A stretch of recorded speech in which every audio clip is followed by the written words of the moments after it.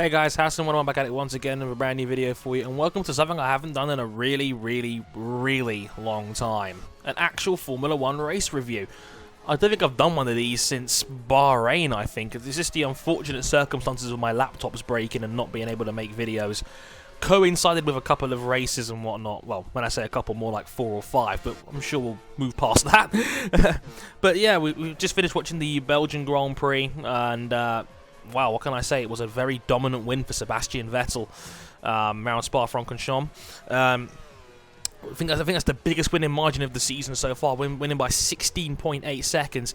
The start, he didn't have the best of starts, but he didn't lose anything. Coming down through Eau Rouge, Hamilton lost too much time off the top of the hill, and Vettel was easily able to blow past him into turn 4, and Lacuma, I think it's called actually, into turn 4, and then just pulled away from there, smashed out a 4.5 second lead on Hamilton, and then went into full tyre conservation mode, and it all just worked out beautifully for him.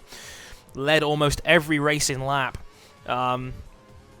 besides the ones where Button was in the pit stop, but that was about it. He was just super smooth, drove the perfect race, and you know, dominated. There's nothing more I can really say than that, unfortunately. In second place, Fernando Alonso. Fernando Alonso started from P9, had one of the best starts of the season, coming through both Renaults, both Lotus Renaults, as well as some of the other guys in the field like Mark Webber, and he eventually picked off both Mercedes to eventually finish second from 9th on. Probably the best Alonso performance I've seen this season, considering he didn't start from the front. Great drive from Fernando to finish in second and keeping his title hopes alive. Hamilton wasn't particularly impressive today. Mercedes, I think, as a general, as a car, just didn't have the pace to contend with Red Bull and the Ferrari of Fernando Alonso. Felipe Massa looked pretty slow as well on the way back, but overall, Mercedes just didn't seem to have the edge on this one. Hamilton third, Nico Rosberg fourth, a couple of seconds apart in the end, almost formation flying with Mark Webber. Webber finished in a solid 5th place. Not terrible, not great either. Got jumped on the line. Another one of his almost signature bad starts. His pit lane maneuvers weren't particularly good, but he just couldn't find a way around Nico Rosberg, despite the fact he probably had a slightly faster package. So, you know, people say Vettel's success is all in the car. He also finished 33 seconds ahead of Mark Webber in the same equipment. You know, just saying. Jenson Button had a lightning start from where he was on the grid in 6th. Was up to 3rd by the time they got down to the end of the straight. Just overall, just didn't have the pace to be able to contend with the front runners. Tried a one-stopper towards the end, just didn't have the tyre wear for it.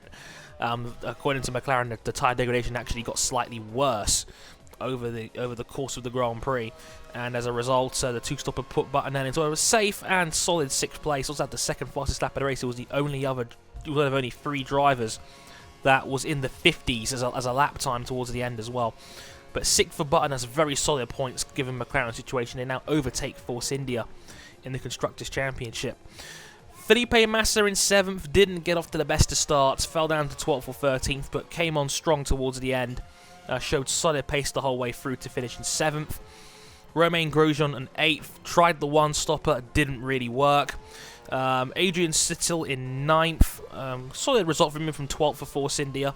And Daniel Ricciardo getting the last of the points, finishing in 10th from 19th place. That's a great result for Daniel Ricciardo, who's looking like he's getting that Red Bull seat, and he's shown some real performances since then. Rest of the positions, Sergio Perez in 11th, would have had a point if it wasn't for the drive-through penalty that he had by pushing Grosjean off the track. I think that was a bit of a harsh penalty, but unfortunately Perez suffered for it and finished in 11th when he could have had a couple of points. John-Eric Verne in 12th, Nico Hülkenberg 13th, Esteban Gutierrez 14th, Bottas 15th. Those are the only guys on the same lap. Van der Gaard 16th, Maldonado 17th. He got in a huge crash between him and Paul di Resta around the bus stop chicane and whatnot. And Pastor got a 10-second stop-go penalty for the collision, unfortunately, which I think, again, was a bit harsh. Seemed like a bit of a racing incident, considering there was 3 or 4 guys going through the same corner. but Maldonado 17th, he was lapped. Bianchi 18th, Chilton 19th, and the 3 retirements, Paul di Resta, who retired as a result of the crash. Kimi Raikkonen was a very sad retirement there. His first non-points finish in 28 races. His first retirement in 38 races. The last time Raikkonen failed to finish a race was Germany 2009. So a horrible bit of bad luck to end his tremendous run of form. So Raikkonen ended in 21st, now slipping down to 4th in the World Drivers' Championship, and Charles Pic was the other man who failed to finish. So, with that, taking another quick look at the standings as well. Sebastian Vettel now has a 46-point lead in the World Drivers' Championship over Fernando Alonso, who's leaped back up to 2nd place with 151. Hamilton 3rd, 139, ahead of Raikkonen now 4th on 134, and Webber in 5th with 115.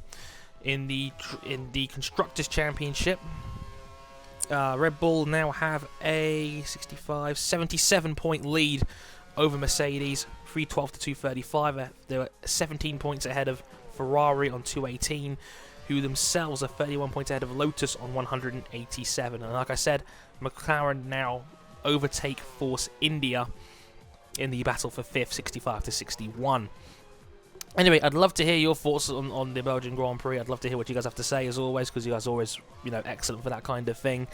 I loved some of the post-race banter between Eddie Jordan, Stefano Domenicali taking the piss out of Jordan's shoes, and between Vettel and Hamilton. They seem to be getting along really well down there, which I thought was quite interesting to watch as well. But yeah, let me know what you guys have to say on the Belgian Grand Prix, and I'll catch you guys next time. I've been Harrison101. Thank you very much for watching, and sayonara.